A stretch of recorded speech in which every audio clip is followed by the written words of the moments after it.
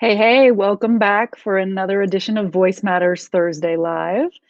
Today I'm sharing how to give a tantalizing intro.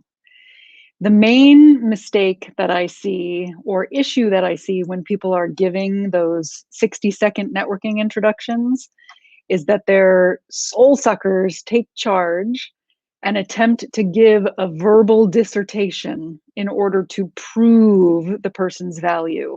I've done it myself, so I'll say our soul suckers take the wheel and attempt to give a verbal dissertation in order to prove my value. That means that in 30 to 60 seconds, they attempt to say everything that we might ever have to say about our business in that 60-second time frame. That's impossible. It's also highly ineffective. Have you ever eaten so many appetizers and snacks and cocktails that by the time the meal arrived, you didn't even want it? When we try to cram too much in, that's what we do to our listeners. We overstuff them. They're so full that they'll also likely forget everything that we said. Believe it or not, we can have more of an impact by saying less. Treat your 60 seconds as an invitation to join you later for the meal. Here's a dating example. When I first met my fiance, I did not try to shove 4 hours worth of first date material into our introduction, which, uh, believe me, I had actually done many, many, many times before. Instead, I said something like, "You were like Yoda watching over Lauren," his bandmate and our friend that introduced us. "You were like Yoda watching over her, holding space for her to shine."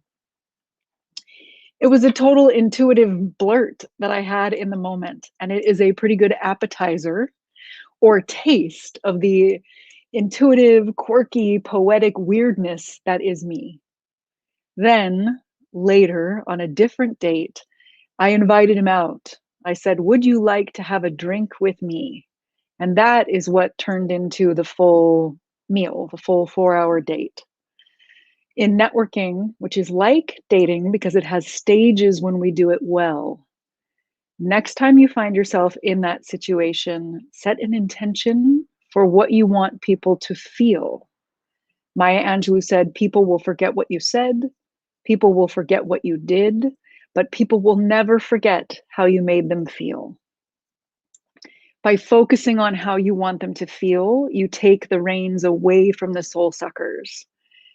Maybe it's hope, maybe it's empowered, maybe it's curious. And then with that feeling in mind, give them just a taste, a nugget of what you do, who you do it with, and why you love it. And then later on, you can invite them to a one-on-one connection, AKA the meal.